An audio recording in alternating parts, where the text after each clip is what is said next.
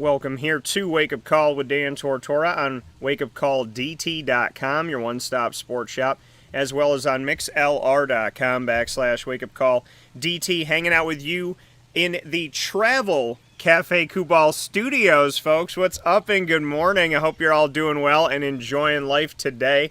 We are having some fun out here in sunny Florida. Surprise! I didn't tell y'all where I was going to be.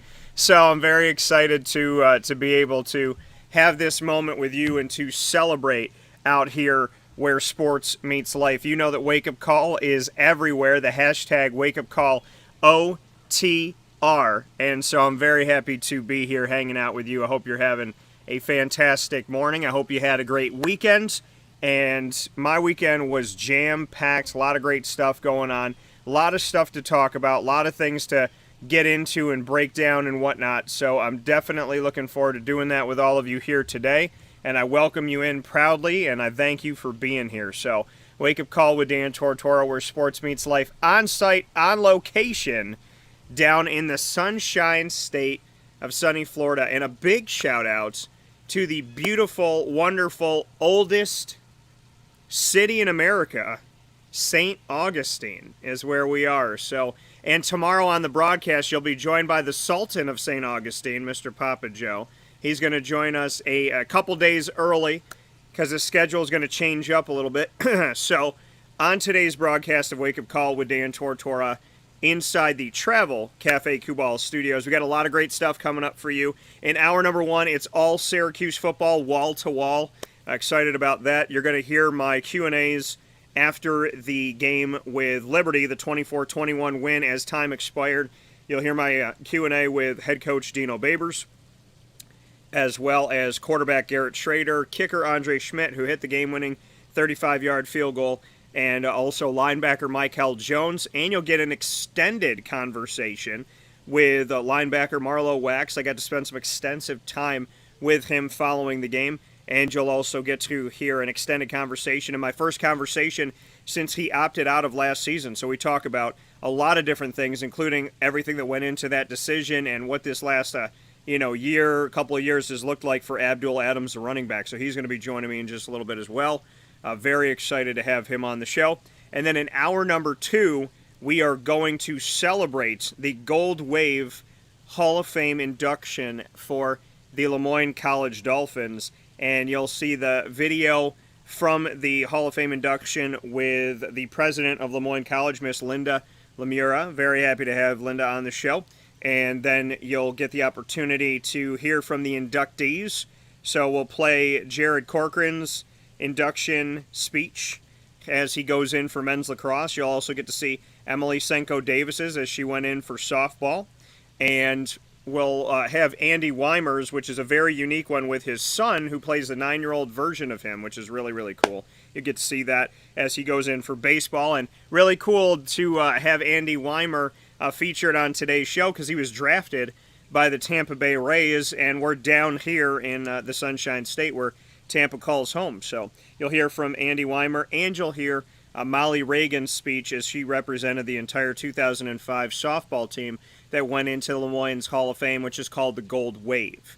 And then you'll get my one-on-one conversations to round out today's show with the longtime 22-year LeMoyne softball head coach Ken King. We'll honor Ed Mahar during that conversation as well. Ed Mahar, his longtime assistant, who unfortunately, sadly passed away this year. So, prayers up in heaven to Ed, that he is safe and sound and that his loved ones are always with him and him with them, because as I always say about God, dying you destroyed our death, rising you restored our life. So my prayers and my hopes that not only is Ed in heaven, but his loved ones here on earth and in heaven are all with him and connected to him, and that he's happy, they're happy, and everybody's okay, and that his dogs are good too. So much love to Ed Mahar. We'll honor him today. And we will finish off the show with my one-on-one conversation with Andy Weimer, and after you get to see his speech. So a ton of great stuff coming up on Wake Up Call with Dan Tortora. Hour one, all Syracuse Orange. Hour two, all LeMoyne College Dolphins. And at noon today, when the show goes off the air live at noon Eastern time today, September 27th, I'm about to bring you news that is massive, ginormous, gigantic. You're not going to be ready for it. I don't think you're going to be ready for it. I don't know if I'm ready to say it. I know thinking about it brought tears to my eyes. And it's been a long time coming, something that I never saw happening, but it's hard work pays off, folks. Hard work pays off, and I'm a firm believer that if you want something, you go after it, right? If you want something, you chase it, and you give it all that you got. And I am so very excited to be able to share with you the news today at noon Eastern time on Monday, September 27th. You know that I made a big announcement on August 26th, my grandfather's birthday, my Papa Cavino, and I did it at 2:13 p.m. because 21 and 13 are my number and his number put together, and I see them all the time by the grace of God. So we will, today we're doing it Monday, September 27th at 12, because if you add 2, 7, and 12, you get 21. So I'm very much looking forward to our announcement today at noon. It's surreal to me. It is beautiful. It's insane, and it's I'm gonna try to find the words today at noon, but I'm still working on it because it's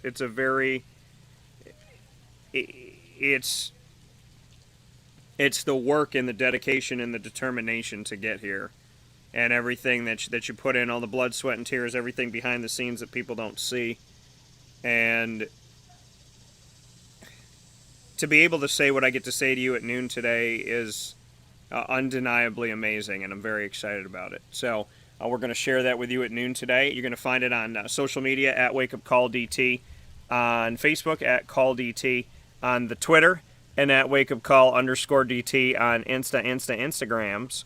So make sure that you're with me today so that we can celebrate this awesome moment, and just having a lot of fun with so many things. So I had two big announcements. One of them, and I haven't told you either one. Well, I just told you one of them.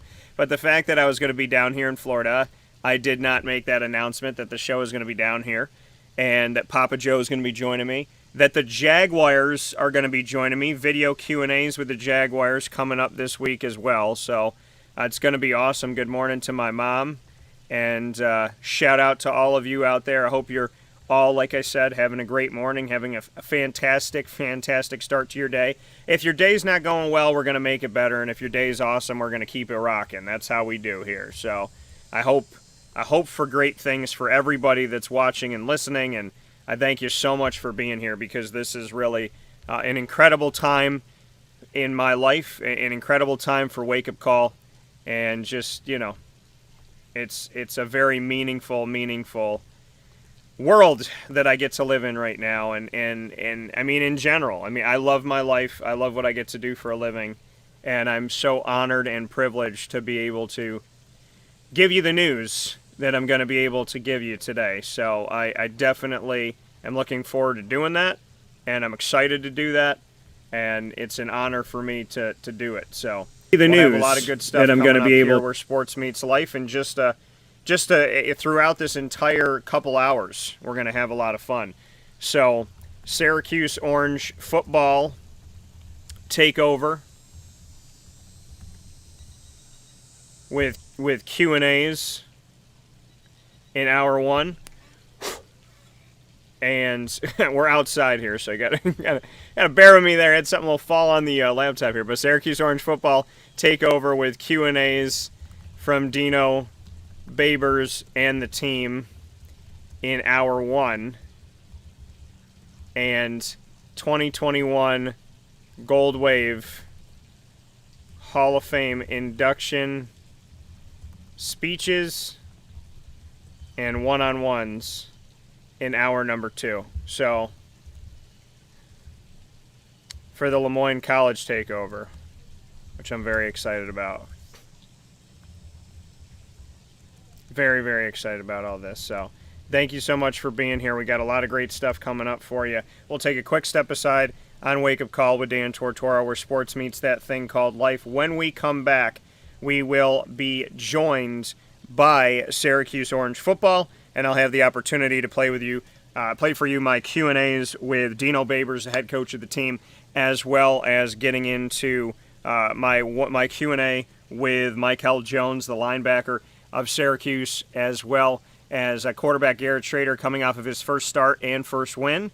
And then the game-winning field goal kicker of 35 yards out, Mr. Andre Szmyt. So all of that's coming up here right after this fast break on Wake Up Call with Dan Tortora, where sports meets life. I appreciate you being here. Thank you for being here as Wake Up Call surprise broadcast live from paradise in my second home of the state of Florida. Cafe Kubal Travel Studios, 3501 James Street, 324 West Water Street, 208 North Townsend Street, 401 South Salina Street, all in Syracuse, inside of Galisanos Children's Hospital in downtown Syracuse, minutes from the Dome, as well as 343 Fayette Street in Manlius, New York, and on the corner of Route 11 and Taft Road at Sweetheart Corners in North Syracuse. You will find Cafe Kubal at every single one of those locations. Check out Cafe Kubal today. And since I'm down here in Florida and I can't get my pumpkin spice, my homemade spices and syrups that only Cafe Kubal can do, make sure you go and get something for me today by going through the drive-thru or going to any one of their locations. Support local at Cafe Kubal. And I want to give a big shout out to all of our partners: Cafe Kubal, Carvel DeWitt, the Wildcat Sports Pub, Progressive Dental, Ma and Pa's Kettle Corn and Popcorn Factory, where you can order online and get 20% off by using the promo code DT20. That's DT20 at maandpaspopcorn.com. Down here in Florida and any one of the 50 states, you can order their kettle corn and popcorn and have it delivered right to you. So I can order it right now at maandpaspopcorn.com and have it down here in the great state of Florida. So make sure you order yours today, whether you're local or somewhere around the country.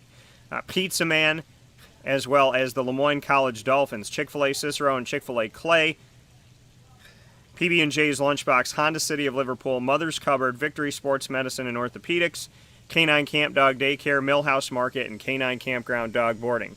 Wake Up Call with Dan Tortora. Like I said, I'll be back right after this fast break, and we'll get into those conversations with Syracuse football, who comes out of their non-conference. I told you they had to do one of two things: come out 3-1 or 4-0. They got to 3-1. We'll talk with the Orange right after this.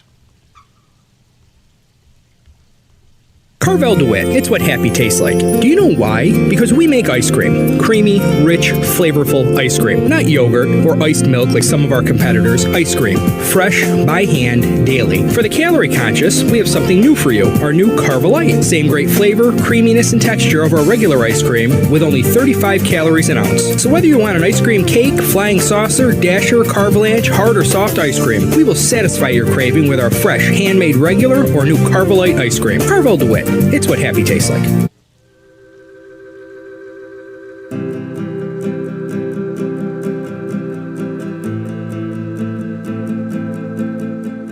Cafe Kubal offers same-day local delivery of our products, offering no delivery charge for Onondaga County. Shop cafekubal.com for fresh roasted coffee beans, cold brew, travel mugs, and all your essential Cafe Kubal needs. Cafe Kubal, coffee for the soul.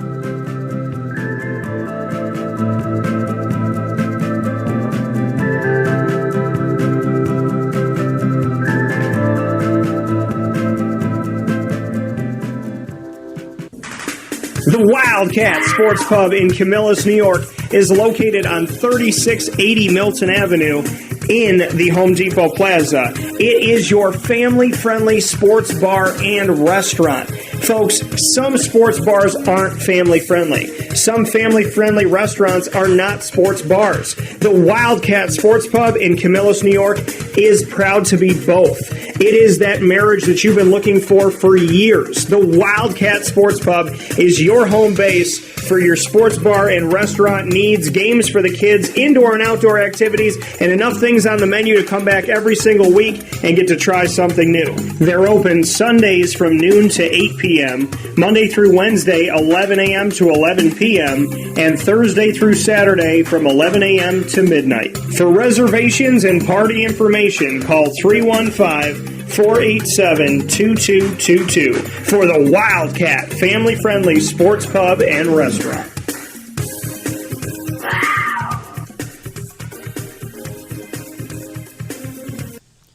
Welcome back here to Wake Up Call with Dan Tortora on WakeUpCallDT.com, your one-stop sports shop, and on mixlr.com/WakeUpCallDT, where you're listening. You are watching on Facebook Live on Facebook.com/LiveNowDT, as well as on Facebook.com/WakeUpCallDT, and on YouTube.com/WakeUpCallDT, as we broadcast from Paradise, my second home. Little pool out here.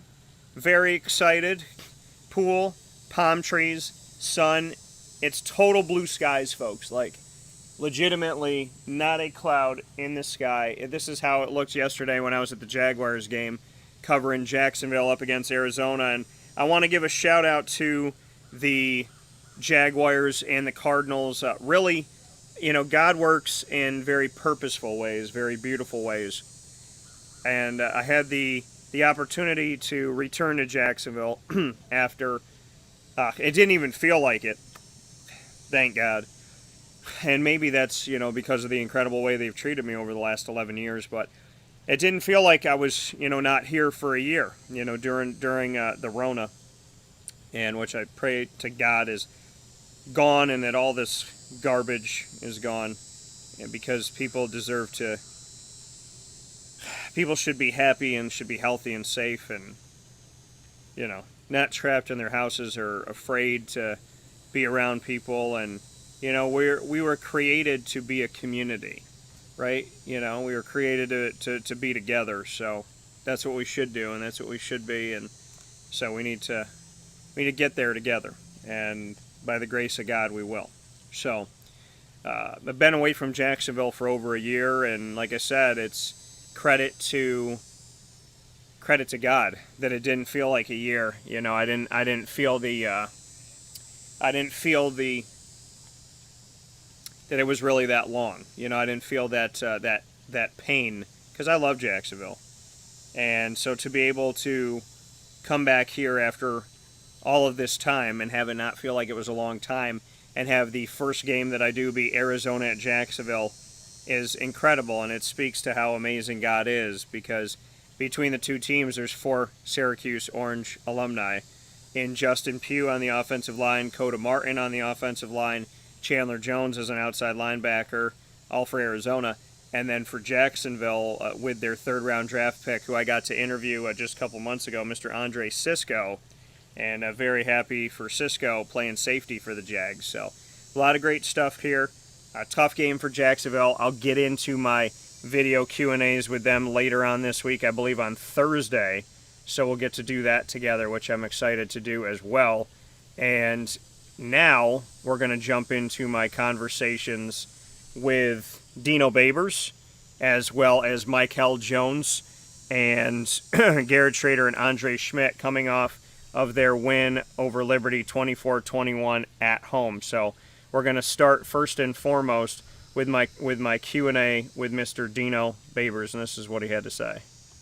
Coach, just what you can say about, I know you said Malik Willis, just what he was able to do overall going into this game, your defense's response to him, and I know you go back and look at the film, but what you can say about the defense and what they did against one of the best in the country. I thought they were amazing, especially with the 4th down stop. That was big. That was big. I mean, they could have kicked a field goal right there, and they went for it. And while I look at, they may get mad at me for saying this, I'm looking at when Willis breaks through that defensive line and linebacker level, and the DBs and the safeties have to come up and hit him, and it's kind of like, they've got some business decisions going through their mind as they're closing in on that guy. He is just a Mack truck, and he's tough to bring down. But our guys continuously found a way to get him down for the most part. But he really is something. I'm not sure I've ever seen this many NFL scouts at a game before. So thank you, Mr. Willis. And I love that. Dino's got a little attitude in a good way. like that I like. He's got you know, he's I don't want to call him Diggs, right? I don't want to call him Diggs because, you know, this man is in a good way. Is a professional. He's got a little fire to him, right? He's got a little something, you know, and I like that. I like at the end what he said when he said thank you. I don't think I've ever seen this many scouts at a game before. Thank you, Mr. Willis. You know, basically saying thank you to their quarterback, the opposing quarterback that you defeated, for getting all those scouts in the dome. And, you know, because, I mean, obviously, if the scouts are in the dome, they're looking at everybody, right? They can't help but look at everybody because they got to sit there and watch the game. So you see Syracuse getting after the quarterback that you're coming to see, you know, that's a good thing. So it's a benefit to Dino Babers and the entire Syracuse Orange football program to have almost the entire country of NFL teams in the building. I'm going to read off to you because I posted this, and I want to give a shout out to everybody that supports us on social media, at WakeUpCallDT on Facebook, at CallDT on Twitter, and at WakeUpCall_DT on Instagram.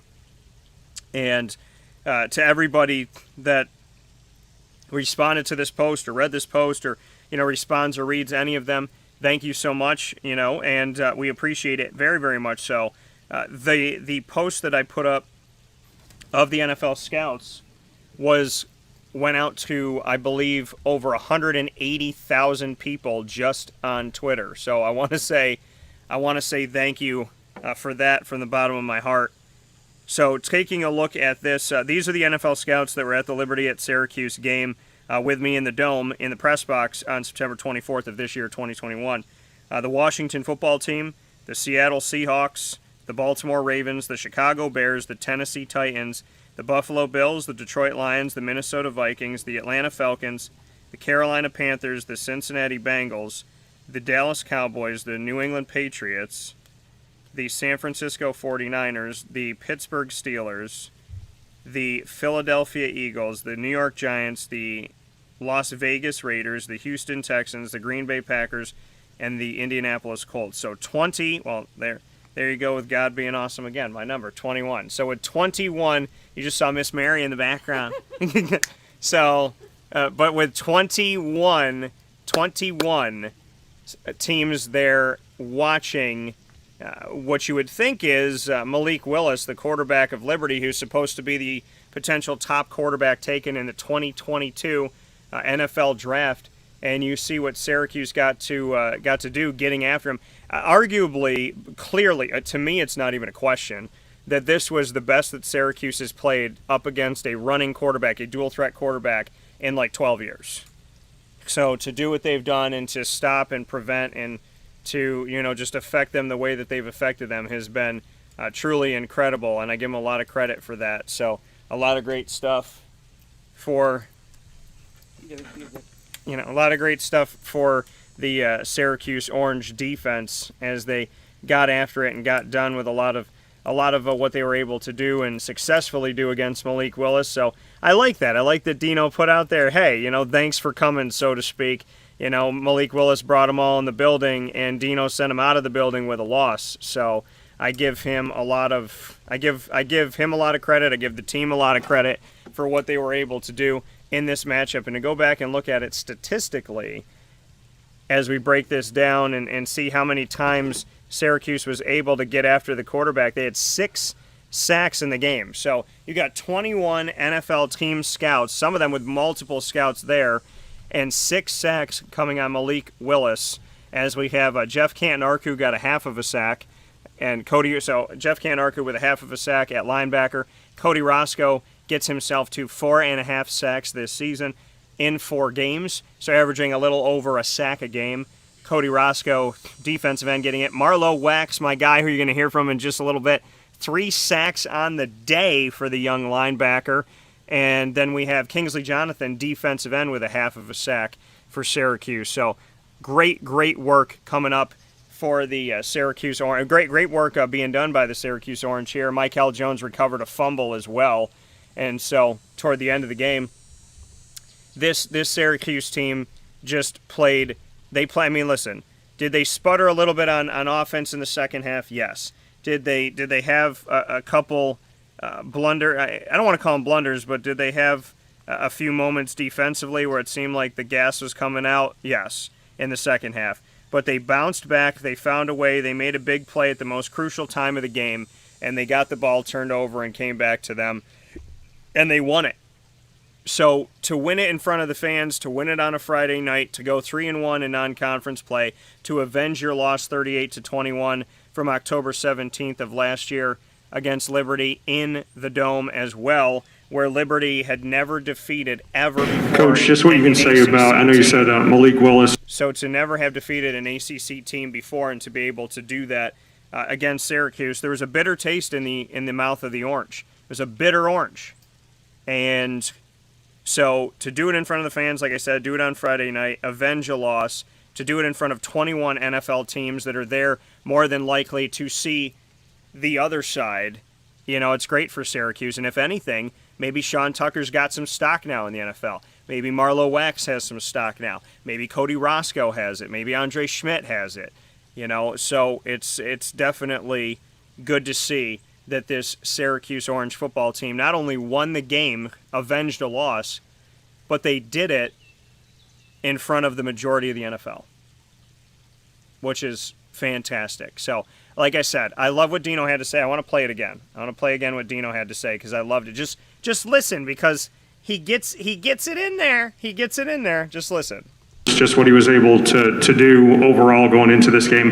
Your defense's response to him, and I know you go back and look at the film, but what you can say about the defense and what they did against one of the best in the country. I thought they were amazing, especially with the fourth down stop. That was big. That was big. I mean, they could have kicked a field goal right there, and they went for it. And wow, while I look at, they may get mad at me for saying this. I'm looking at when Willis breaks through that defensive line and linebacker level, and the DBs and the safeties have to come up and hit him, and it's kind of like, they've got some business decisions going through their mind as they're closing in on that guy. He is just a Mack truck, and he's tough to bring down. But our guys continuously found a way to get him down for the most part. But he really is something. I'm not sure I've ever seen this many NFL scouts at a game before. So thank you, Mr. Willis. I love that. I don't think I've ever seen this many NFL scouts at a game before. So thank you, Mr. Willis.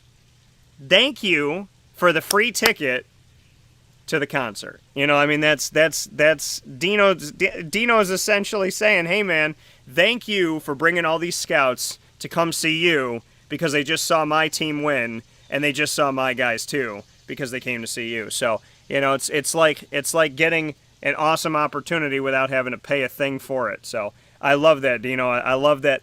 Like I said, he got something in there. It was really cool. So what did Greg say? Look at you, Florida DT. Gotta agree, defense stepped up big. Yeah, the defense was monstrous. So very excited about the D. Can definitely get better, can definitely improve. I think the guys know that, but happy to see what they've done up to this point. Next up here is Mr. Mikel Jones, the guy who recovered that fumble late in the game that helped to set up the Andre Szmyt field goal. So this is what Mikel had to say when I had the opportunity to speak with him. Mikel, knowing what happened last year with this team in the Dome, just how important that was for you, and was it kind of sitting in the back of your head as you went out onto the field tonight? Yes, it was a very important win tonight. It was sitting in the back of everybody's head. It was one we felt like we need to get back. And with that, one they feel like they need to get back. So, they had to deal with the fact, and they told me after, you'll hear it from some of the guys as well, that the Liberty Flames were chirping. They were chirping. They were saying stuff and whatever on social media and whatnot. And so for Mikel, but this is where the team is at. Syracuse football team within the last 20 years, somebody beats them. Did they avenge the loss? Not usually. Did they get back at somebody? Did they even the score? Not usually. But in this game with this team, it felt different. there's moments where I feel like a team is growing. The Jacksonville Jaguars talked about it yesterday, that they can see it. There's moments where I just see a team is getting better. And this Syracuse football team, you could tell that they came in and said, we are not losing to Liberty. We're not losing to them again. We're not going to hear their stuff anymore. We're not going to see their stuff anymore. We're going to quiet them down because we're going to take care of business. We are going to control what we can control, and we are not walking out of this dome with a loss again. We're not doing it. We're not going through it again. We will not let that happen. And I felt that energy. I felt that we're not going. It's not an option. It is not an option. And I like that. I love that fire, and it's something I haven't seen in Syracuse in a while. So for Dino's part in it, for the staff's part in it, and of course for the guys on the field, thank you, gentlemen, for showing me something I haven't seen in a while, which is a different type of fight with this orange. Next up here, you're going to hear from Garrett Shrader as well as Andre Szmyt after the game, as Garrett Shrader gets his first ever start as a Syracuse Orange quarterback, and it's his first ever win. And you get to hear from a guy who's cool as a cucumber when it comes to a game-winning field goal. Kicked this thing like it's right through it, almost completely straight through the uprights. Gave it a little spin on it, but Andre Szmyt taking care of business as time expired. If there's a kicker you don't have to worry about, Schmidt's one of those guys. So here's Garrett Shrader and Andre Szmyt following their win over Liberty. I have one for each of you. Garrett, I wanted to start with, it's been a long time since you've been a starter and, obviously having to wait your turn. Just what you can say about that time in between and what you took away from having to be patient until this moment. Yeah, it's been a long time. It's been almost 20-something months. I remember I just did the math on it. But, I was happy to be out there. I'm glad we won. But getting comfortable is the biggest thing. And, I'm glad to be here. There's no place I'd rather be, but just continue to grow and learn and get back comfortable and try to get back how it was. Definitely a different feel, different system, but just continue to learn and grow. And it wasn't pretty today, but I'm glad we won, and we'll continue to work and get better. And Andre, just what you could say about finishing the game in the final second, and I know after that 52-yarder, I'm sure you wanted to make a statement at the end of this game. Yeah, definitely. Being a kicker, you kind of have to have a short-term memory loss, so to speak, and kind of forgetting about that 52-yarder and just going out and doing what I had to do to hit that last field goal. Hey, Gary, you talked a little bit coming from the Syracuse quarterback Garrett Shrader and kicker Andre Szmyt. And Garrett Shrader, going back to him, Shrader saying that it has been 20-something months since he had been a starter on the football field, coming from Mississippi State. So, just good to see him out there. Good to see him do it. I want to implore you to go to WakeUpCallDT.com, subscribe. It's free. You can bookmark it as well on WakeUpCallDT.com. So make sure you bookmark it, subscribe to it, so you can read our articles, get notices, and whatnot. There's, there's over 600 articles that are currently on WakeUpCallDT.com. All written by me that you can go and check it out. There's the article about the Syracuse win that we're talking about here. It says Syracuse avenges loss to Liberty with last-second field goal, and gives you the information. So you can go back there and read about the game. And, of course, you can get Garrett Shrader's numbers on this. I'll give them to you right now as well. So, and I also want to give you some defensive information. So Shrader is now 1-0 as a starter at Syracuse, passing for 77 yards. He was 6 for 15, and rushing for 53 yards. He had 3.3 yards per carry, taking his 16 carries for 53 yards, as well as 2 scores on the ground. Shrader also ended the day with without an interception. Sean Tucker ran the ball 32 times for a total of 169 yards, 5.3 yards per carry, including 1 touchdown. And for the third time in the first 4 games of this 2021 campaign, the Orange ran for at least 200 yards as a team, gaining 228 yards on 53 carries, which is 4.3 yards per carry. And this is very notable, speaking of the defense and carrying the ball. After allowing 338 yards, 7 yards per carry, and 4 rushing touchdowns a season ago to Liberty. Syracuse clapped back a year later by holding Liberty under 200 yards rushing at 150 and lowered their yards per carry from 7 to 3.7 while not allowing a single rushing touchdown this time around. 4 rushing touchdowns allowed last year in a 38-21 loss. In a 24-21 victory, did not allow a single rushing touchdown to Malik Willis or Shedro Lewis, who ran all over them last year. Did not allow a single touchdown when combined. I believe they had 3 last year, Shedro with 2 and Malik with 1. Also worth noting is that the Orange gave up 150 yards on 41 attempts, where on 7 more attempts last season, the Orange allowed 338 on 48 attempts. So it's not even like saying, okay, well, they attempted the ball less, so that's why they didn't. No. They attempted 48 runs last year and had 338 yards. 41 runs this year, had 150. So Syracuse more than cut them in half of their rushing ability against them from last season to this season. And like I said, Syracuse teams of old, within these last couple decades, when they allowed a team 300 yards of rushing the next season, they would allow just the same, if not more, or close to it. This time they take 338 and they turn it into 150. They take 4 rushing touchdowns, turn it into 0. They take 7 yards a carry, turn it into 3.7. They either cut you in half or shut you out, and they kept you out of the end zone. And as Dino stated, they stopped him on 4th and 2. So, huge stuff where Hugh Freeze should have easily kicked a field goal. So, shout out to Syracuse's defense, who continues to impress.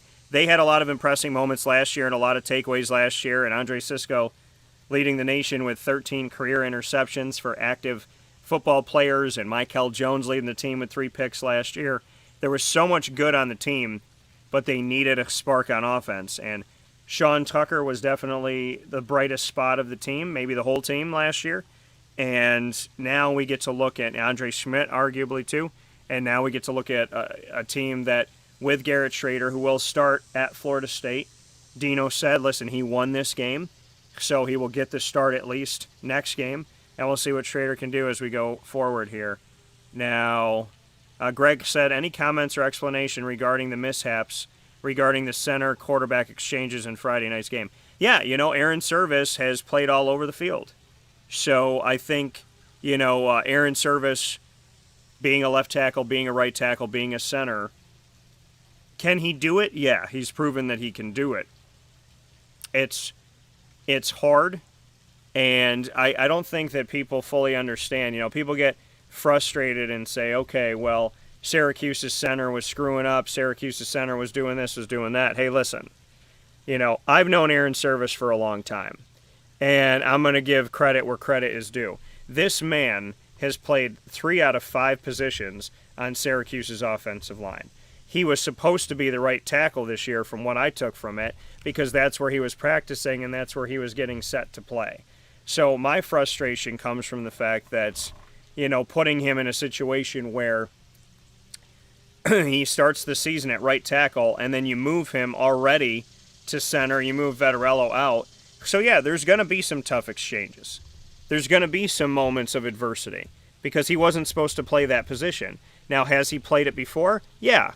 But you know what? I mean, there's a reason why you're not in a room and the doctor's not the, esthetician and all this. I mean, or anesthesiologist, I should say. But there's an anesthesiologist, there's a nurse there, there's a doctor there, there's someone doing your IVs, there's someone checking your oxygen, there's someone checking your vitals. There's a reason why there's different pieces within that, and the doctor's not doing it all. Well, Aaron Service has been asked to kind of be a doctor who's giving you the anesthesiology, and you know what I mean? It's like he's got to be the anesthesiologist, he's got to be the guy who checks you in at reception, he's got to be, the person that brings you to your room, he's got to be the nurse that takes your vitals, and he's got to be the doctor doing surgery. That's too much. And it's not that Aaron Service can't do it, but, you got to think about this, folks. Like, he says it's easy, hey, I can move from here to here, and I get that, and I know he's a worker, and I know he's going to do what he's got to do. But it's frustrating to me for people to be frustrated at Aaron, because Aaron is not, he shouldn't have to play 3 positions. And to keep moving him around and think that there's not going to be any type of a mistake is crazy to think. At the same time, he's getting acclimated with Garrett Shrader. So, I'm sure, listen, Aaron's a professional. I call him Grandpa on the line because he's been there 100 years. And the irony that I didn't even know this, I call him Grandpa, and so does Chris Bleich. And when I was interviewing Chris, he said that. And I thought it was really cool. Smart minds. So, Aaron will get it figured out. Aaron will be okay. And with all due respect to Aaron, I think people need to cut him some slack, realizing that, this man was not supposed to be at that position this year. He wasn't supposed to be there. So, to have him there, to me, is a little bit frustrating.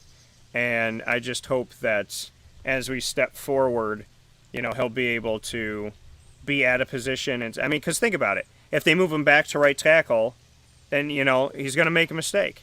You move these people back and forth, there's going to be issues here and there. It's just reality. So I think people need to lay off Aaron Service. If they move him back to right tackle, I think they need to lay off of him and understand that if you keep putting a guy back and forth, you're going to have issues. So that's really all I have to say about it. I appreciate the question, and I appreciate the people that understand that Service is being asked to do a lot more than he would be asked on a team that had 4, consistently strong starters. He's being moved around because they need help. And so that's something Dino and the staff are going to have to figure out, because they can't be moving him back and forth like that. It's not fair to him. It's not fair to the team. So with that being said, we'll take a step aside. When we come back, you'll get my one-on-one extended conversations with linebacker Marlowe Wax Jr., including about what did he say to Malik Willis in the first quarter when he had helped bring him down and then took a little look at him face-to-face. And we'll get into Abdul Adams' story, and you'll hear about his opt-out year last year in a way that you may have not heard before. That coming up right after this. On Wake Up Call with Dan Tortora in St. Augustine at your Travel Cafe Kubal Studios.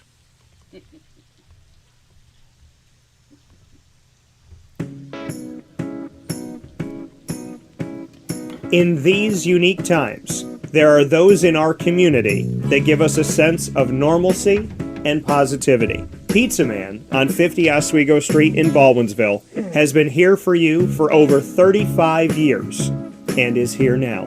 Call 315-638-1234 or order online at pizzamanbville.com to bring those familiar tastes into your home. And remember to come see our monthly on-site broadcasts centered around the community and our Baldwinsville beats. Pizza Man in Baldwinsville. Any way you slice it, they are always here for you.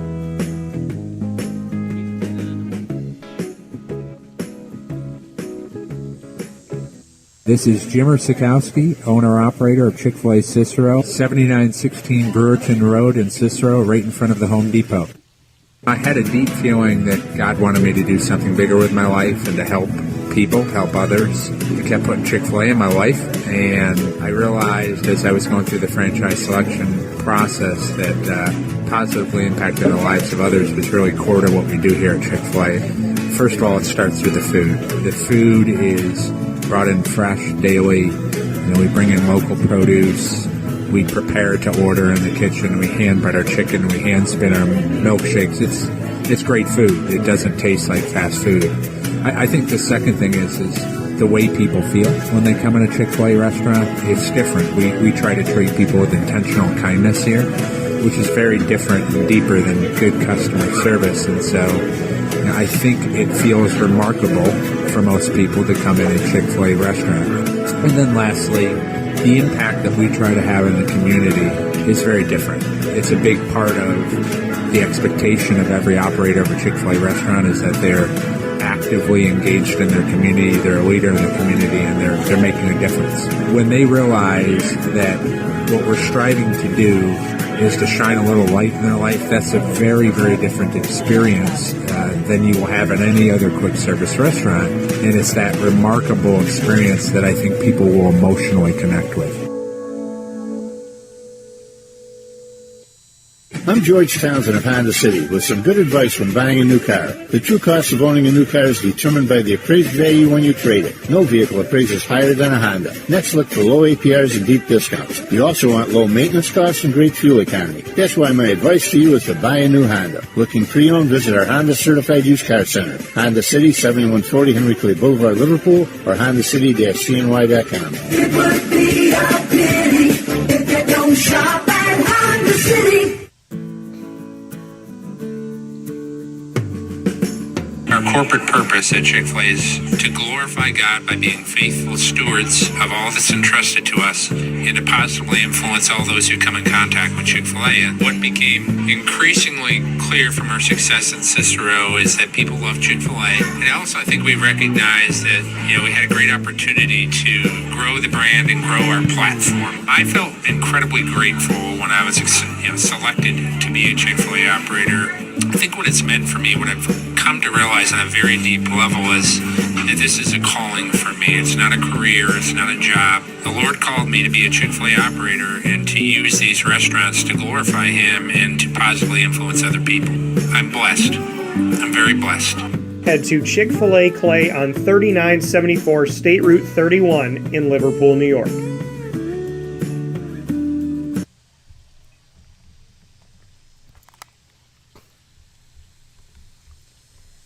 Welcome back here to Wake Up Call with Dan Tortora on WakeUpCallDT.com, your one-stop sports shop. I have one for each of you. Garrett, I wanted to start with, it's been a long... Well as on YouTube.com/WakeUpCallDT, Facebook.com/WakeUpCallDT, and Facebook.com/LiveNowDT. So however you're tuning in to Wake Up Call with Dan Tortora this morning, welcome from the beautiful, wonderful St. Augustine, my second home, the great state of Florida. As you know, New York is my first home and my second home right here in Florida.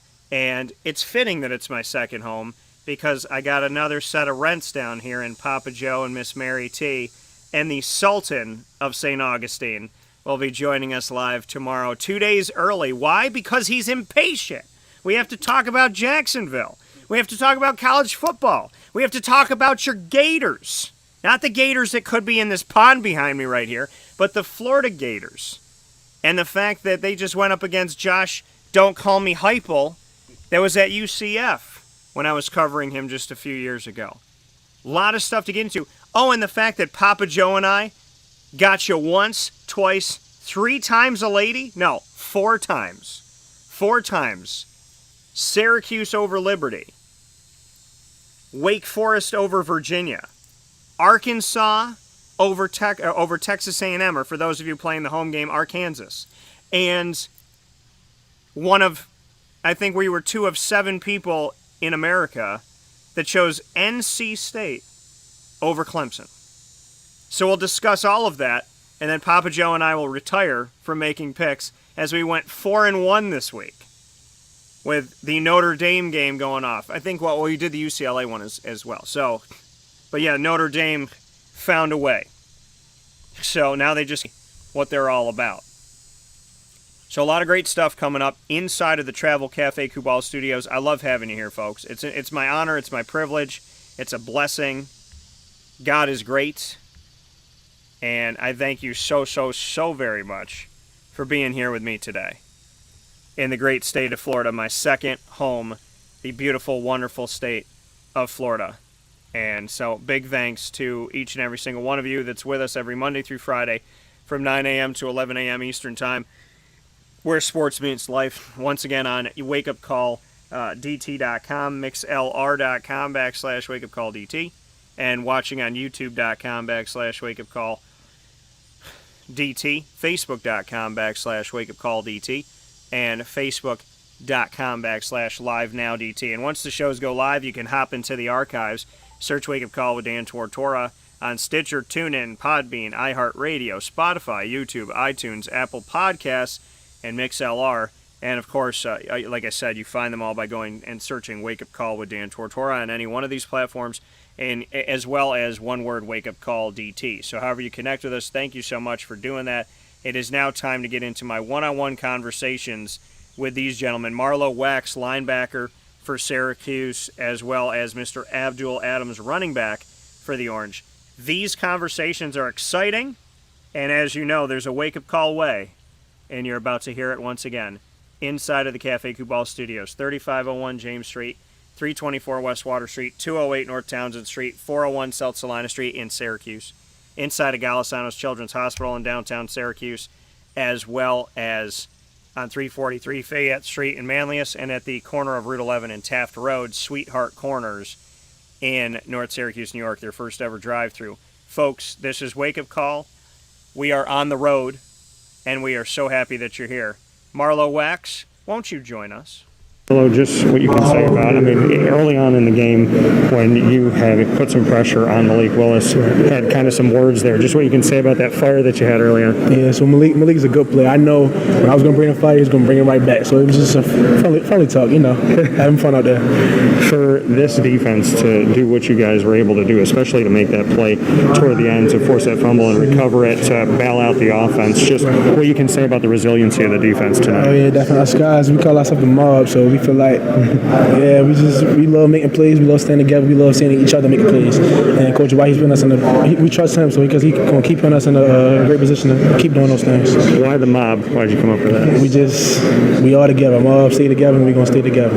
And seeing what they did last year, I know you said you felt disrespected with everything, social media and whatnot. How important was it to get that bad taste out of your mouth? Yeah. Oh, yeah, definitely. So, like I said, we had that chip on our shoulder forever, like for a while. So, once this week came up, once this game came up, we were preparing like crazy. We were so locked in and just ready for the first whistle. Garrett Williams was able to stay out for the whole game in this game. Just how important it was to see your teammates stay out when he's been coming kind of in and out. Oh, yeah, definitely. Garrett's a great player, amazing player. Anytime he's on the field, I know on that side of the field he's got it. So this week, I know he prepared very well. I was with him all week. I know he's gonna keep on doing it, playing every single game. He's good. And then your number, you got one of the single-digit numbers, and I want to ask you about that. Going into the season, Dino doesn't just give those to anybody. You have to earn it. Right. So just what you can say about earning it going into the season. Oh, yeah, definitely. I know after last year, I feel like after the freshman year, I know I had to keep on going in the spring and fall, and earn that number. So I just kept fighting, kept working hard each and every day to get that number. Coach Baby was happy to give it to me. Garrett Shrader plays the entire game, first ever start for Syracuse. Standing on the sideline watching him kind of command this offense and what he can do in the running attack, what did you take away from him, and what do you think about him getting his first win? Oh, yeah, so we know from the jump, he's a great player. That competition between him and Tommy, it doesn't stop now. It's going to keep on going. So it's going to keep bringing the best out of both of them, and I love it. That coming once again from Marlowe Wax. The competition is going to bring out the best in these guys. We continue the conversation with Marlowe right now. For the majority of the NFL scouts here to see Malik Willis, how important was it for you to kind of come out of that, know that you guys got the win, but at the same time that the majority of the NFL was in the building, so obviously they're watching you guys too? Oh, yeah, we feel like Coach is going to be a lot of games, but definitely this game because of Malik. Of course, it motivates a little bit, but we can't really focus on that because we focus on that, we're gonna miss the main point, which is winning the game and doing our job. In the last game, when Caleb came up with the ball, he did the shrug, and Mikel did it too. Is that a thing on the defense now? They kind of like whatever. So Mikel did it last year in Pitt when he got when he put the fumble up. So we like when he did it, so we're gonna keep on sticking with it. Okay. Yeah. Congratulations. Thank you. Appreciate you. Yeah, coming once again from Marlowe Wax, saying, and it's something really cool that the team does, and he said that Mikel started it last year, and I think I remember that when he did that, when he grabbed the fumble and he got the ball and he just went like this, like, I don't know. So, Caleb Okechukwu, he did that a game ago, and now we're seeing that it's happening again, and Mikel picking it up and just giving that thing. So I think it's listen. The defense is having fun. The defense has they have a personality. I think that's the thing. Okay, when a team says they're not going to do this to us again, they're not going to get 300 yards on the ground again, they're not going to get 7 yards of carry again, they're not getting in the end zone again, on the ground again. We're not letting Malik Willis run all over again. We're not letting Shedro Lewis break it open again. We're not being a highlight reel for these guys again. There's something to be said about a team who says it and a team who does it, right? You think about in your life, right? Do you want sayers or doers? You want a person that tells you how great they are and how they're going to do this and do this and do this? Or do you want someone who shows up and actually just does it? So Syracuse's football team this defense It has a little chip on its shoulder. It's got a little spunk. It's got a little flavor. It's got a little attitude. It's got a little personality, and I like it. All I'm going to say to you, gentlemen, is stay humble and stay focused, because it's great to feel good. But do you want to feel good in a 4-8 season? You want to feel good if 3 wins is all you have and you end 3-9, or you want to feel good with 9 wins or 7 wins or 6 wins, at least a bowl game. So enjoy it, get excited, have fun, stay focused. Don't ever, ever, ever, ever, ever, ever, ever, ever have an ego, because that is going to be your demise of yourself. So feel good, have fun, no ego. Keep the ego out of it. Ego's never going to bring you something that you want, not successfully. So just remember that, stay focused, and stay blessed. We're now going to move into my conversation, which I'm very happy to share with you, with Mr.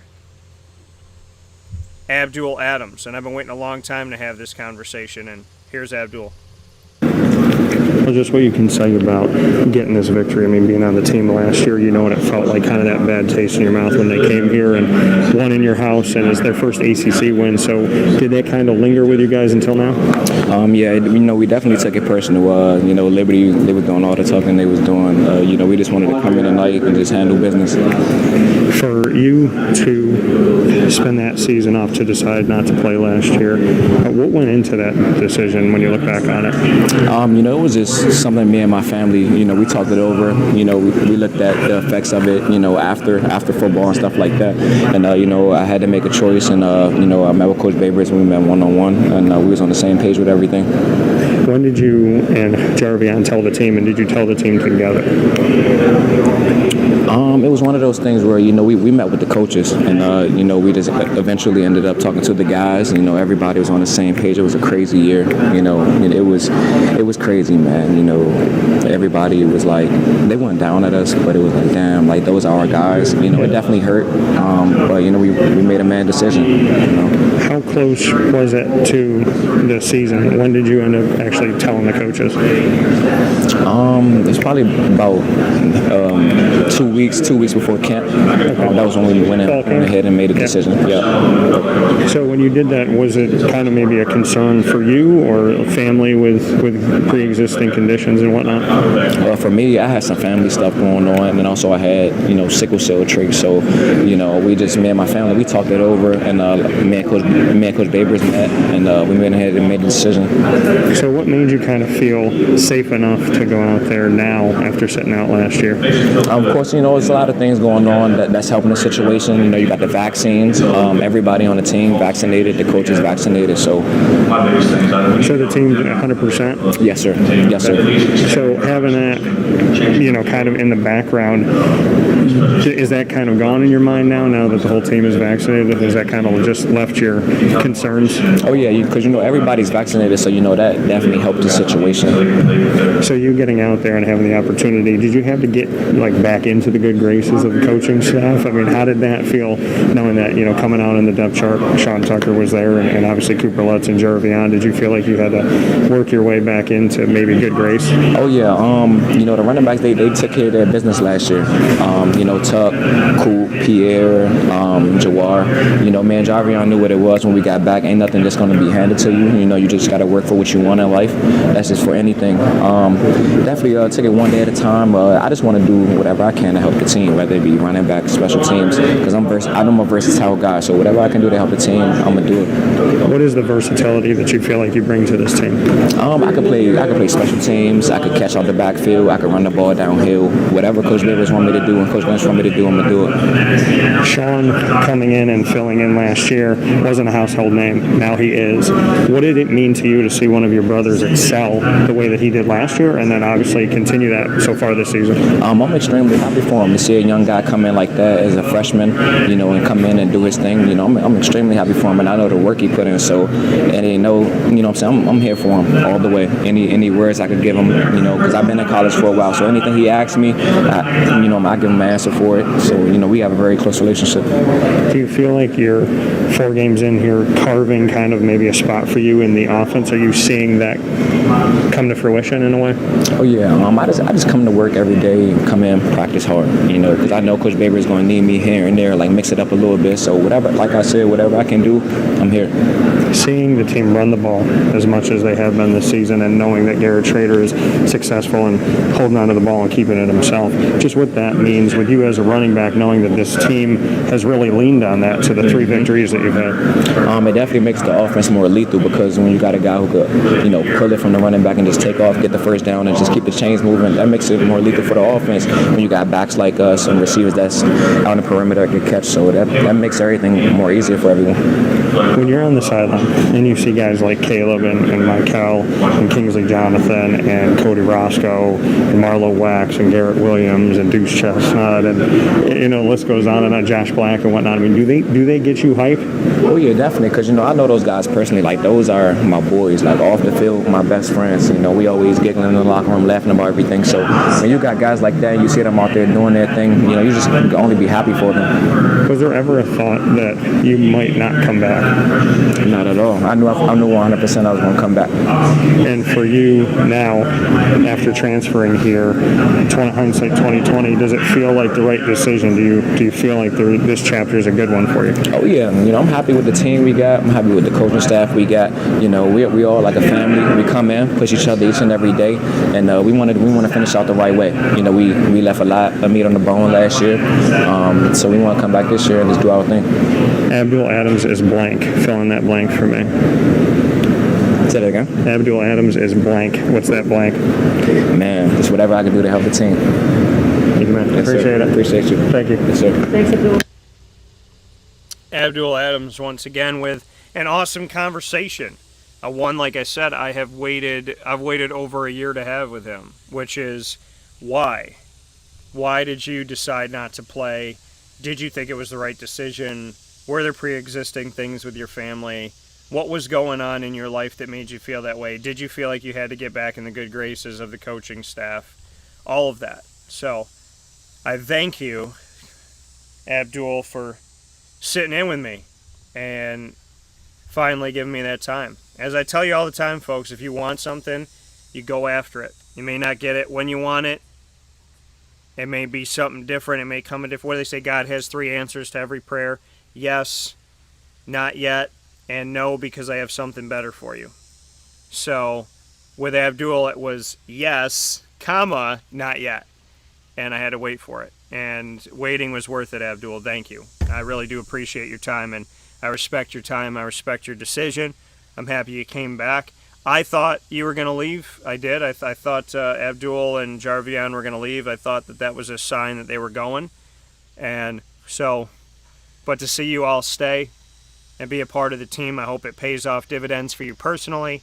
And as a team, I hope it pays off even more so. So, God bless to you, and thank you, Abdul, for that, and thank you to Marlowe Wax. We'll take a step aside for a fast break. When we come back, the LeMoyne Dolphin Hour is on. You're used to Dolphin Time on Wake Up Call being every Wednesday at 9 a.m. Eastern Time. Well, now you get bonus Dolphin coverage. Why? Because we're by water, and I can't be by the water and not swim with my Dolphins, because Dolphins never let each other swim alone. So, plenty coming up right after this fast break with the LeMoyne College Dolphins.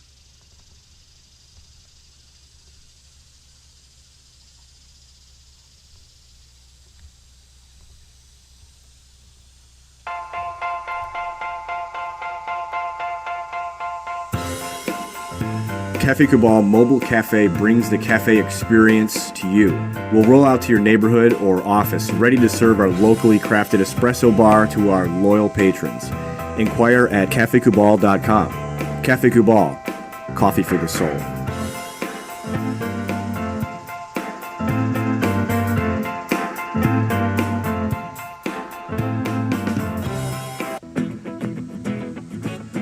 Hi, this is Amy from Mother's Cupboard, home of the whole frittata. We are open daily 6 a.m. to 1:30 p.m. For takeout orders, call 315-432-0942. And tune in to Wake Up Call with Dan Tortora for our monthly food challenge and try our Wake Up Call signature menu item available 7 days a week. Here at Mother's Cupboard, we are Central New York, and it's our honor to serve you.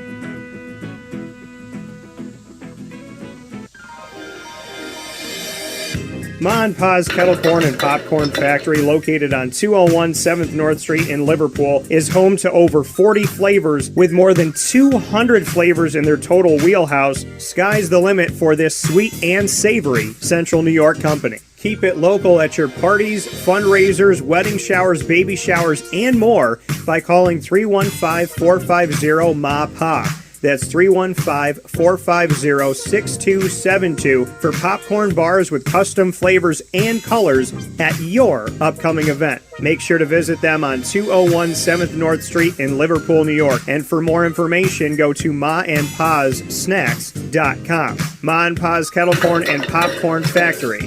How corny are you?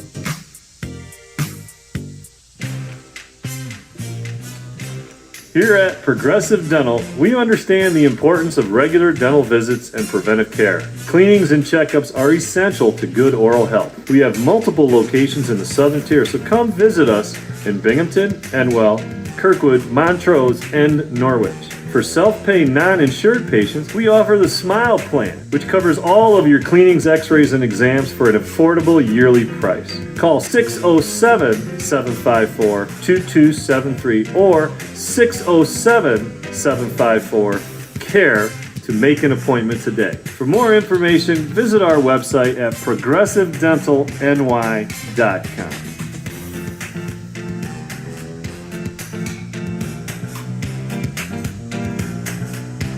The Millhouse Market, located on 3790 New York 13 in Pulaski, New York, is worth the drive every time. Make sure you make your way out to the Millhouse Market every Tuesday through Saturday from 7 a.m. to 8 p.m. and on Sundays from 7 a.m. to 3 p.m.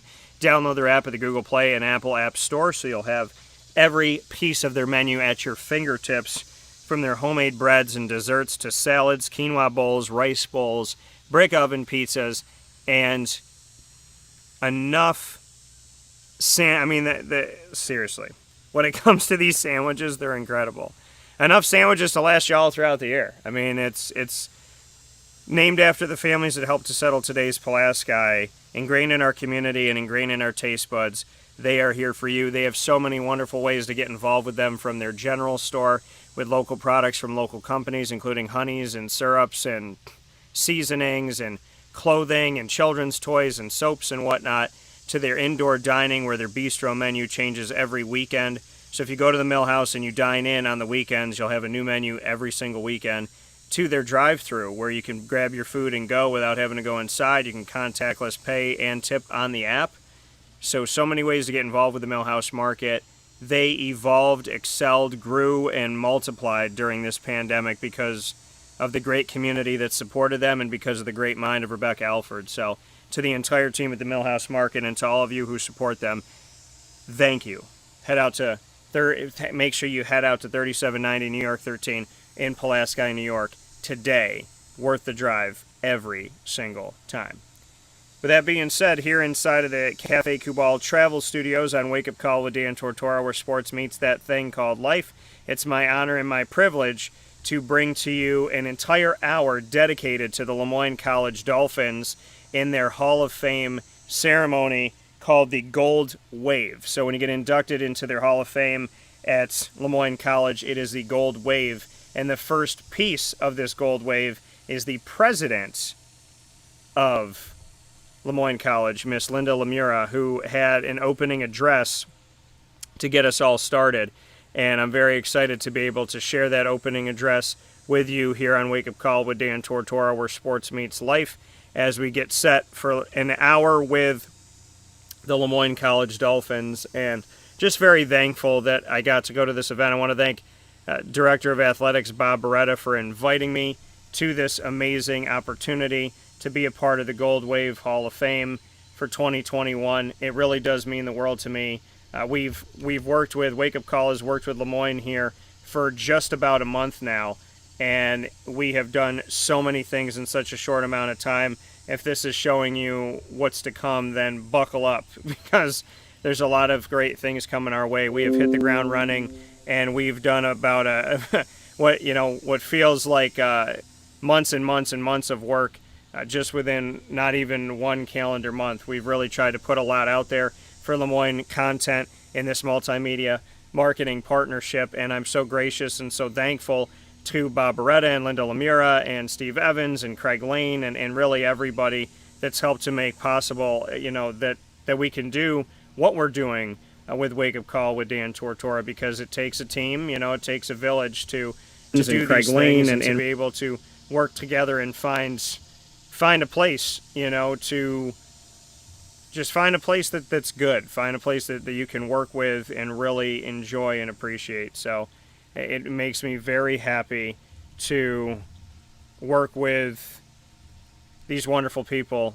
at LeMoyne College. And with that being said, we'll get into the video speech that started off the Hall of Fame with Miss Linda LeMura. So I'm very excited to have Linda on the show here as we get set to welcome her in. And so we will be doing that momentarily here as we bring in Linda in this conversation. So it means the world to me that we get to do this. We get to have her on the broadcast. And Linda LeMura, if you don't know Linda, you should definitely get to know her and just what she's been able to do. She has a great spirit.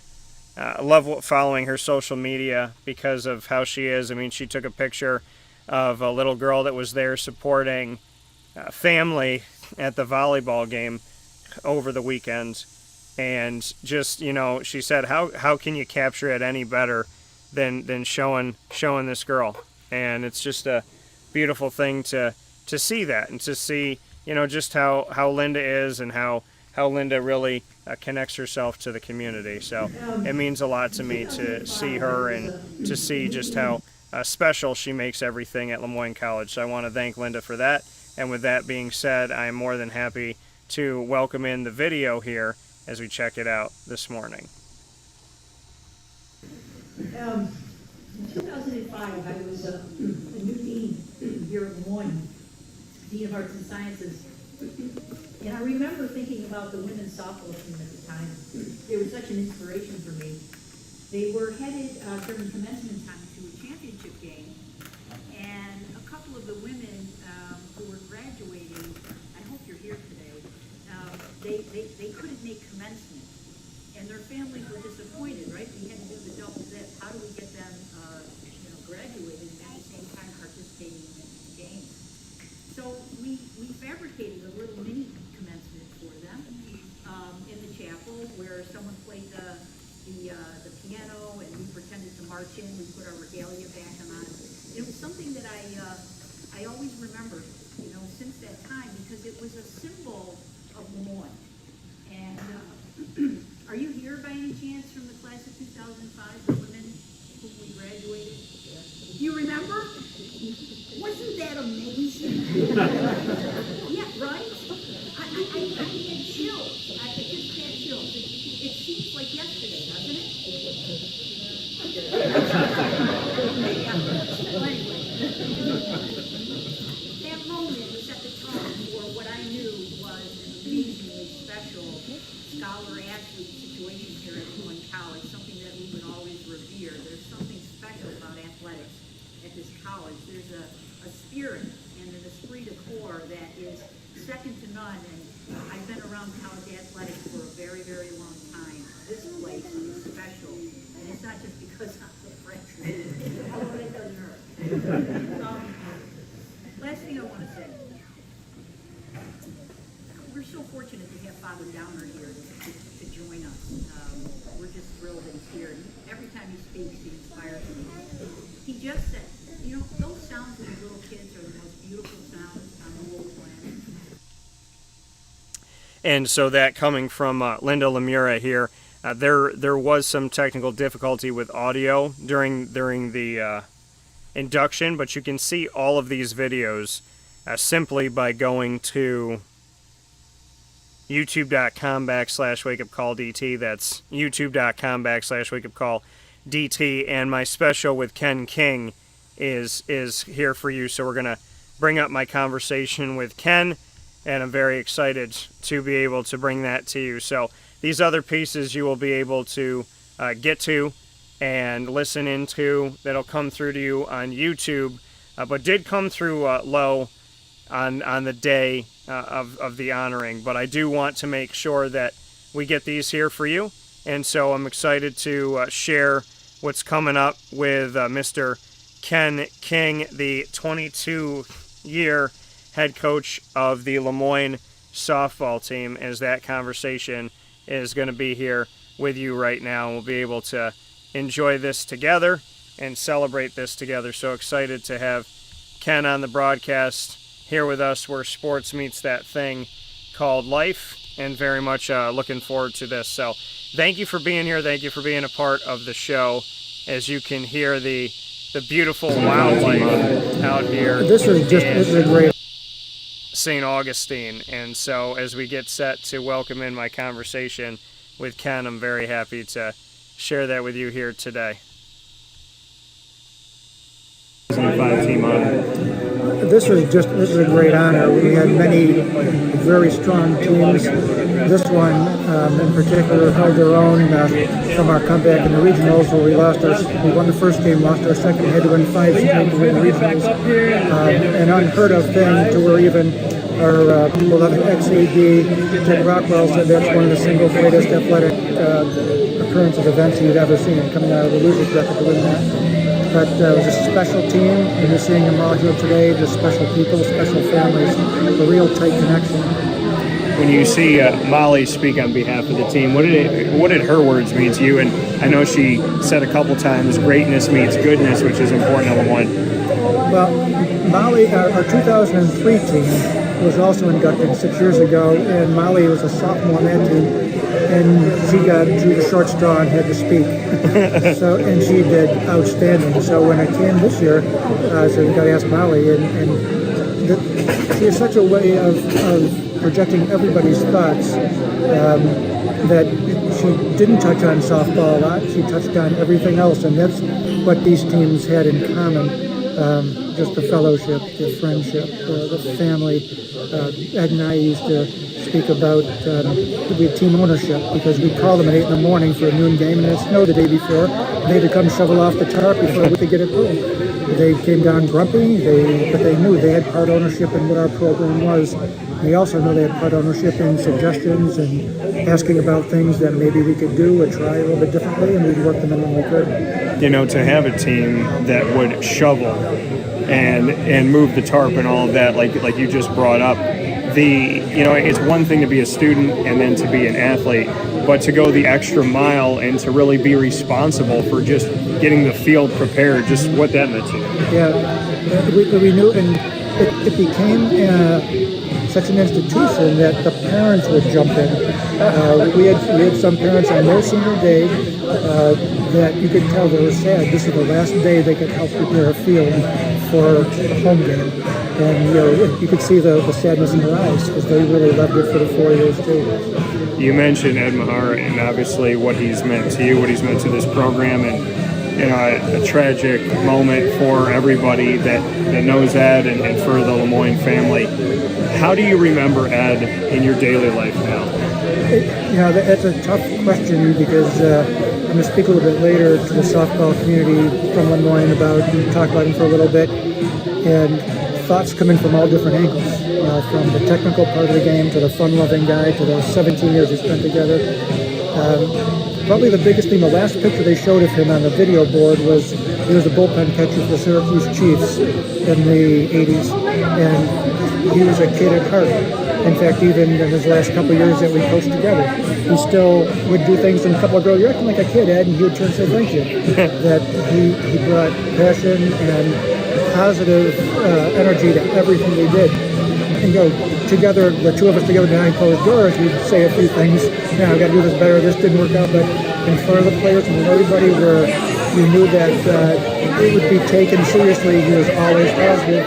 To the girl that struck out for the third out of a one-run loss with a runner on third base, didn't make any difference. He was always positive. We'll get him next game. Let's go ready for the next one, and a doubleheader, and we'll go get him. He just meant so much to this, to the point he made me and coach before me, Coach Chris Roseri, exponentially better by just him being around. How did he, on and off the field, make an impact on your life? How did he make you a better person? His real job, full-time job, was at a juvenile detention center. And he would have the kid that stole the gumball, and he'd have a kid that may have committed murder or grand larceny, and he'd be with them all day. And they responded to him. But our place was his safe haven. So it made you appreciate more for what you have. You've got these kids that are just so appreciative to be. Molly Reagan, when she spoke, and a couple others that were walk-ons, that was their junior year, and just fall in the batting cages. Molly and another Lisa O'Connor both came in, sat down, and okay, what happened now? We're thinking, and they were both. We think they were both in tears, thanking us for allowing them to be on the team.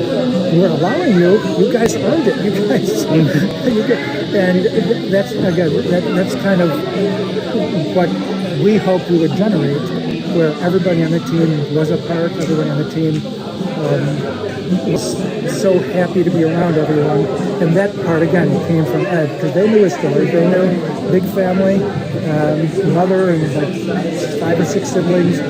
But this was his place where he could be and not have to worry about escapees or delinquents.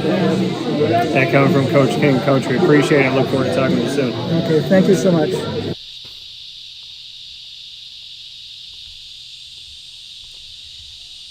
That coming here from Coach Ken King of the LeMoyne College Dolphins, a head coach of the softball team for 22 years down at LeMoyne, and spent a lot of time, obviously, with Ed Mahar, who passed away this year, and would take a moment of silence for Ed.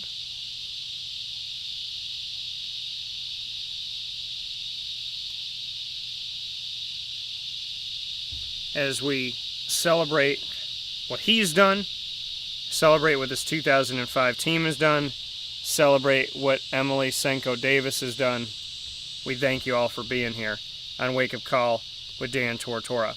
Next up that we have in our conversations is my one-on-one with Andy Weimer. And I'm very happy to have Andy join in the broadcast. Andy being honored as well, getting inducted into the LeMoyne College Gold Wave Hall of Fame and getting inducted for baseball. And fitting that I'm down here in my second home of Florida as I play this video for you, because Andy was drafted by the Tampa Bay Rays.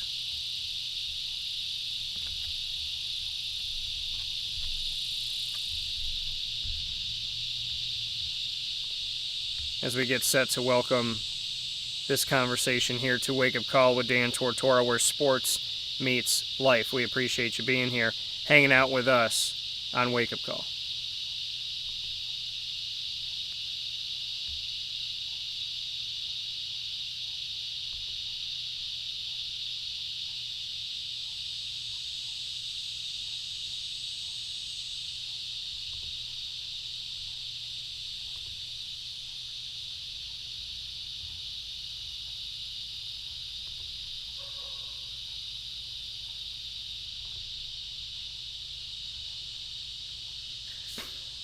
As we get this set up for you, Andy and I going to be sharing our conversation here on his Gold Wave induction, coming from the baseball team for the LeMoyne College Dolphins. As we get all this set up and ready for you here, where sports truly meets that thing called life, and being here with you on Wake Up Call with Dan Tortora, very meaningful. So we thank you for being here. Thank you for being a part of the show. As we're outside here, and so the equipment's a little hot, and so we'll be looking to get everything set and on for you momentarily. We do have some news coming out of Syracuse as it's happening live here, so we'll discuss that in just a little bit here, where sports meets life on Wake Up Call with Dan Tortora. But like I said, this is Dan Tortora with Andy Weimer, of course, on Wake Up Call.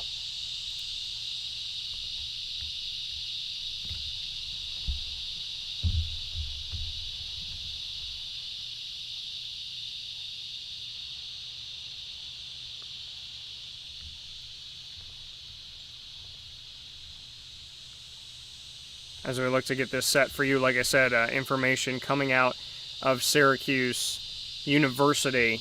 Some big news here with the football team that we're going to discuss momentarily, where sports meets life on Wake Up Call with Dan Tortora. And like I said, I appreciate you being here on Wake Up Call with Dan Tortora and celebrating with us here, as we've had a lot to discuss and a lot to talk about and a lot to get to on this broadcast. And definitely appreciate having you all here as we look to get Andy on the broadcast and get this all set up for you, and get to play his conversation that we got to have after his induction into the Gold Wave Hall of Fame. So we're looking to bring that in for you here in just a moment, where sports meets life on Wake Up Call with Dan Tortora. So thank you for spending some time with us, and thank you for being here on Wake Up Call on youtube.com/WakeUpCallDT, Facebook.com/WakeUpCallDT, as well as Facebook.com/LiveNowDT, and on WakeUpCallDT.com, and on MixLR.com/WakeUpCallDT. As we look to have Andy join us here with his address after accepting his nomination into the Hall of Fame.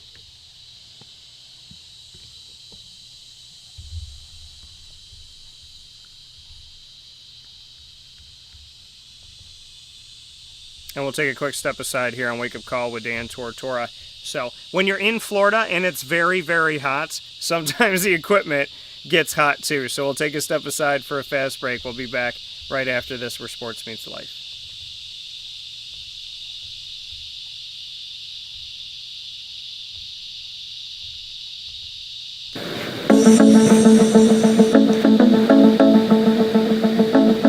Avicoli's, located on the corner of Route 57 and Wetzel Road in Liverpool, New York, has been your trusted neighbor for decades. Located just steps from Liverpool High School, we're happy to have the Liverpool Warriors on-site, on-location broadcast at Avicoli's through Wake Up Call with Dan Tortora every single month, featuring student athletes, coaches, and administration throughout the year from Liverpool High School. Head out to Avicoli's today on the corner of Route 57 and Wetzel Road in Liverpool, New York, open Tuesday through Sunday for lunch, dinner, and drinks. We'd love to see you out there, and of course you can call them at 315-622-5100 for takeout, delivery, and catering. That's 315-622-5100, and also find them on myavicolis.com. That's myavicollis.com.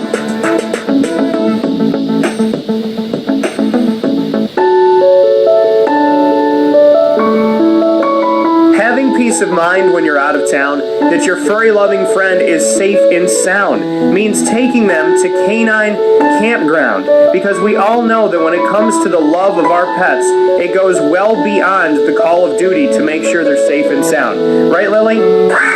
So take a ride to 242 Johnson Street in East Syracuse, New York, and see Canine Campground and where your dog will be staying, in the classic cabin, the executive cabin, the grand cabin, or of course the luxury cabin, because if you know Lily, you know she loves luxury. Now you don't have to wait to the last minute to find a family member or a friend that'll take your dog for a few days.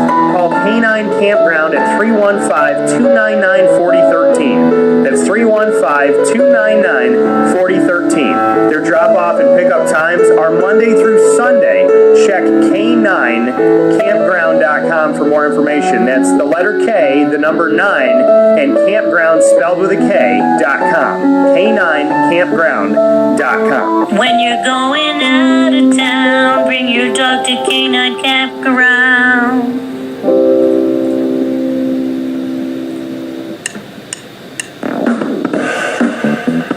PB&J's Lunchbox, the food truck that you love finding all throughout central and upstate New York, now has a street-side cafe. So when you're craving their traditional favorites as well as their out-of-box amazing menu items, you can now head to 663 Old Liverpool Road in Liverpool, New York. Located just minutes from the highway, the thruway, Destiny USA, and Onondaga Lake Parkway, PB&J's Lunchbox Street-Side Cafe is there for you Monday through Saturday from 9 a.m. to 7 p.m., serving breakfast, lunch, and dinner all throughout the day. Get breakfast for dinner, dinner for lunch, whatever you fancy, including their award-winning grilled peanut butter and jelly sandwich. Find them at 663 Old Liverpool Road in Liverpool, New York. PB&J's Lunchbox, where we love to know what's in your lunchbox.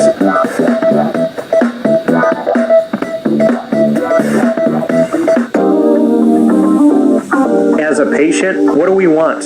To be cared for, to be listened to, and to have someone walk us through the process on our path to victory. Victory Sports Medicine and Orthopedics does all of those things beautifully, with Dr. Mark Petropoli leading the team on 791 West Genesee Street in Skaneateles, New York, located minutes from beautiful Skaneateles Lake. Whatever your injury may be from head to toe, preventative care, rehab, physical therapy, laser therapy, and surgery are all available at Victory Sports Medicine and Orthopedics, where they care about us, they listen to us, and they understand that everyone's path to victory is a little bit different. Let them help you on yours by calling 315-685-7544 to make your appointment today. That's 315-685-7544. And find out more information at victorysportsmedicine.com.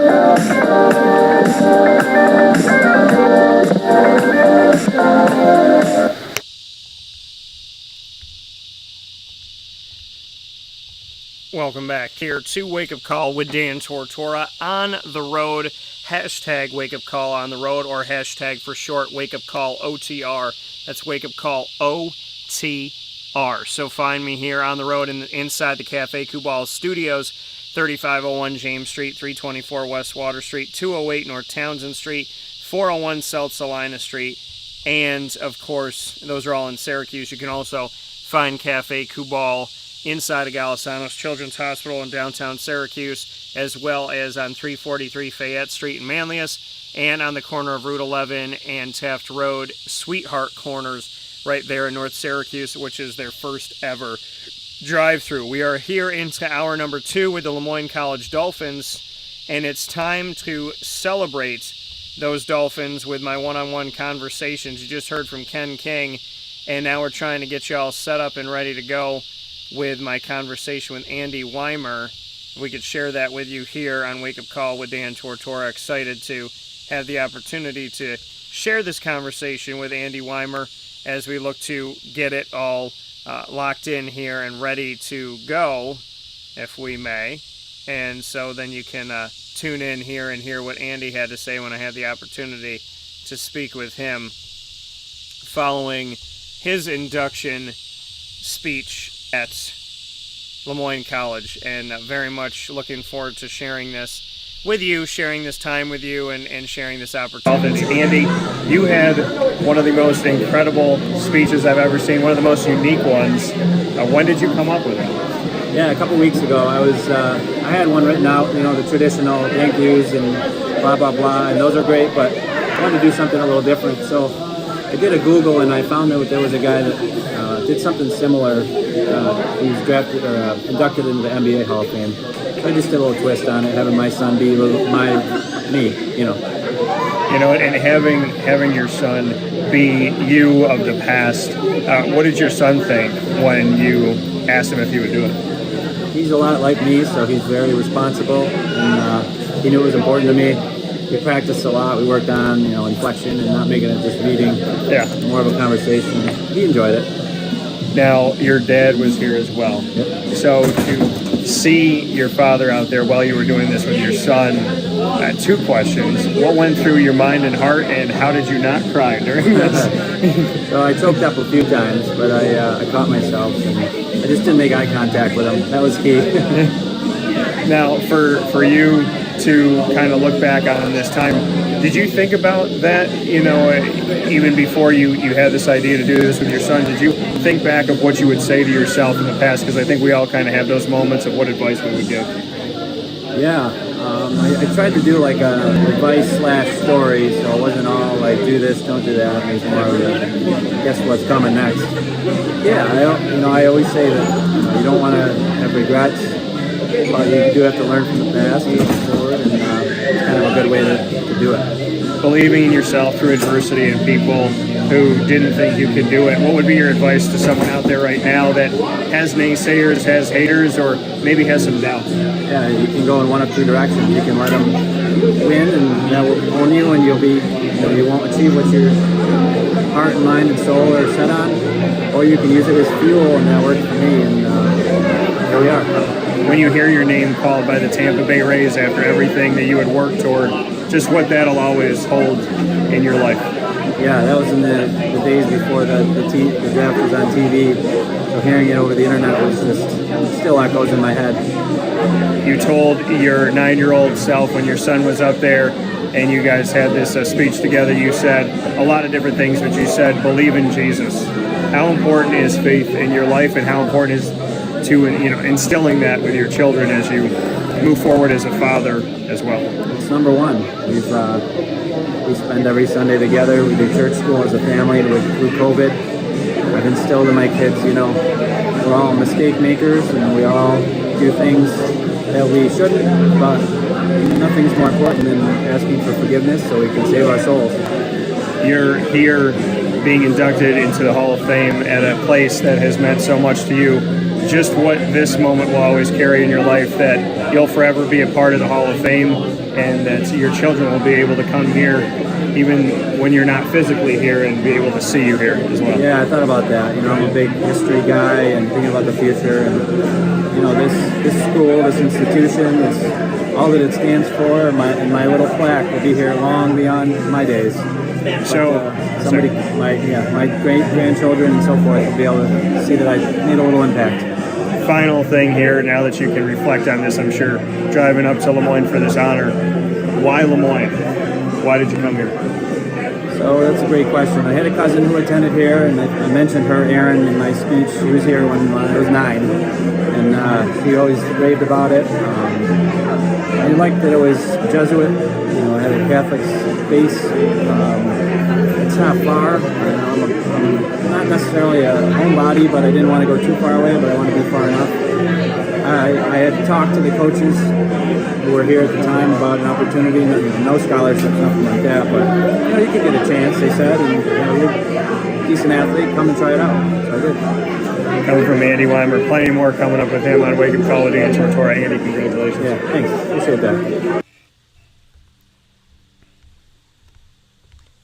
So that coming once again from Andy Weimer here on Wake Up Call with Dan Tortora, where sports meets that thing called life, and definitely appreciate having Andy on the show today, and appreciate the fact that we were able to get that on here for you on Wake Up Call with Dan Tortora as we navigate through being, here outside, and sometimes when you're outside, things get a little bit interesting. So thank you so much for that. All the videos are now up and they're now available, so you can go and check them out, and I suggest that you do so.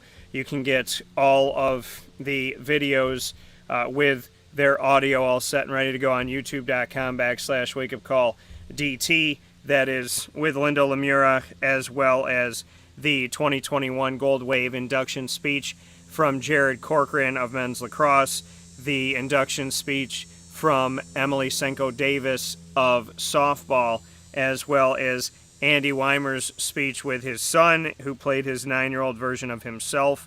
That you could check for LeMoyne baseball, and you can also have that connection by you can also get the speech from Molly Reagan representing the 2005 team and for softball, and then you can get what you just saw, my one-on-one with Ken King, as well as my one-on-one with Andy Weimer. So don't miss a moment of all of that, as I'm very, very much looking forward to sharing all of those moments with you as we celebrate the gold wave of LeMoyne College getting inducted this year. So make sure that you check that out, and definitely I appreciate everybody that has gone to youtube.com/wakeupcalldt and checked out our videos and all of that.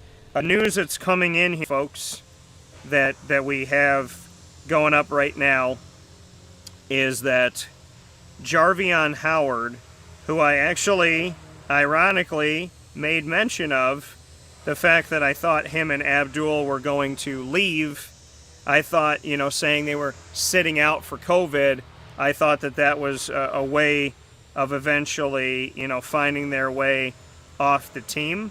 I thought it was a way to kind of sit out, gauge everything, protect their body, and get ready to go somewhere else. Well, Abdul decided to come back, but Jarvion, as of this morning, is going to be heading out. So, a report's coming out that Jarvion Howard is in the transfer portal, and that he'll be moving on from Syracuse. And I'm not surprised. I'm really not surprised. Because Sean Tucker, here's the thing.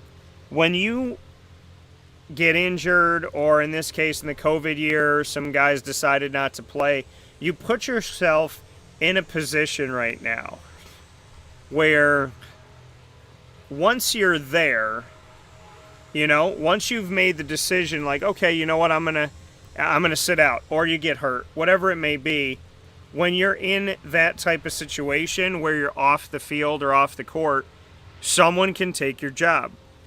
Sean Tucker, a fourth string running back going into last season, but now he's the first option. Cooper Lutz is involved, and Abdul Adams has found his way back onto the field, which has left Jarvion, who started the season on the depth chart, third, or 2B, so to speak, because it was Sean Tucker, Cooper Lutz, and then it said or Jarvion Howard, so Jarvion was like the third, but really like 2B to the Cooper Lutz, who was 2A. Being in that type of situation, I understand, because you were third or 2B, and now you're fourth. So in 2018, he had 68 carries for 315 yards, 4.6 yards a carry, and 7 touchdowns. 2019, he had 76 carries, so 8 more carries, 337 yards. So with those 8 more carries, he was able to put together 22 more yards, 4.4 yards a carry, and 3 rushing touchdowns. This season, 7 carries in 4 games for 79 yards, 11.3 yards a carry, no touchdowns. So a nice average, but where he's heading right now, having 7 carries in 4 games breaks down to less than 1 carry per game. And if you're going to have less than 1 carry per game and there's 8 games left to play, you're going to have, 15 attempts this season? So, seeing that they're running Sean Tucker 20 to 30 times a game and involving Abdul Adams and having Cooper Lutz, it's easy to see, if you're Jarvion Howard, that even just with Sean Tucker alone, you're not going to get the time. And if you're not going to get the time, then, why stay at Syracuse? Now, last year was a free year, but he decided not to play. If he can transfer this year, I think there's a thing where you can redshirt as long as you don't go more than 4 games. So that makes sense if he goes in the transfer portal after 4 games. So that actually makes perfect sense for him to do something like this. And to get himself what I would think is 2 more years to play somewhere else for Jarvion Howard. Listen, he's a big play opportunity for a team. He's a guy that can break out into the open field and get after it. Is he a between the tackles every single game? That's left to be seen. But, I'm a fan of Jarvion Howard. I like Jarvion Howard. He is a junior right now. He did not redshirt. So, you can play 4 games in a season, 4 games or less, and use it as a redshirt year. So you got freshman year 2018, sophomore 2019. Last year was a free year. So if he can make this year work, because he played in 4 games, not even, if he can do that, then he can get 2 seasons, junior and senior season, somewhere else. He can get those seasons somewhere else. So, if I were him, why not? Why not? You know what I mean? It's at a place right now where he's not visible on the depth chart. And so, and again, if Sean Tucker's going to be running as much as he is, I don't even see a place for Jarvion Howard if there was no Cooper Lutz and there was no Abdul Adams. So I get it. I definitely get the move by all stretches of the imagination. Jarvion fell to 4th on the depth chart, or 2C, because it was Sean Tucker 1, Cooper Lutz 2, or Abdul Adams, or Jarvion Howard. So I can see that. I can understand that. And if he's not going to be involved in the special teams because it's Trevor Pena's, and Courtney Jackson's place, then you got no place on the field as a running back, and you got no place on the field as a kick returner or a punt returner. So if that's going to be his placement, then I totally understand his decision to step forward and to not be a part of continuing his career here at Syracuse, albeit it is sad to see him go, because I selfishly am a fan of Jarvion, and I like Jarvion. So, but I'm going to support Jarvion wherever he goes, and I look forward to seeing what his next chapter is going to be, his next step is going to be. So blessings to you, Jarvion, and much appreciation to you. For the LeMoyne College Dolphins, like I said, having the opportunity to share with you the presidential address from LeMoyne College President Linda LeMura for the 2021 Gold Wave induction group. And so to have that, so you can now watch that on youtube.com/wakeupcalldt. You can watch the induction speeches made by Jared Corcoran of men's lacrosse, Emily Senko Davis of softball, as well as Andy Weimer with his son of LeMoyne baseball, and Molly Reagan representing the entire 2005 softball team with her speech. And of course, you can also see what you just watched, my one-on-one conversations with Ken King, the 22-year head coach who retired a few years back for LeMoyne for softball. A little tribute to Ed Mahar within all of that. And my conversation with Andy Weimer, who went from getting an opportunity at LeMoyne to getting drafted by the Tampa Bay Rays. So make sure you check all of those videos out. They're up now on youtube.com/wakeupcalldt in this LeMoyne hour. And outside of that, I want to thank you all for tuning in. We're going to end here a little bit early because we have a very, very big announcement coming up, and I want to make sure that you're ready for it and that we're all ready and set to go here. So make sure that you're with us on social media at WakeUpCallDT, on Facebook, Twitter at CallDT, and Instagram at WakeUpCall_DT today at noon Eastern Time, as we have a massive announcement coming your way, and you don't want to miss a second of this announcement. I'm very excited for. And of course, I want to once again tell y'all, fins up the LeMoyne College Dolphins. Like I said, plenty of videos up for you, youtube.com/wakeupcalldt. Go check them out now. We'll share those on facebook.com/wakeupcalldt, and we'll share them on Instagram at wakeupcall_DT. So I can't wait to send those out to you today, including the Ken King and Andy Weimer One Wake Up Call with Dan Tortora on the road down in St. Augustine inside the Cafe Kubal Studios, and to let you know that you can see the LeMoyne College Dolphins in what's called Dolphin Time every Wednesday on Wake Up Call at 9 a.m. Eastern Time.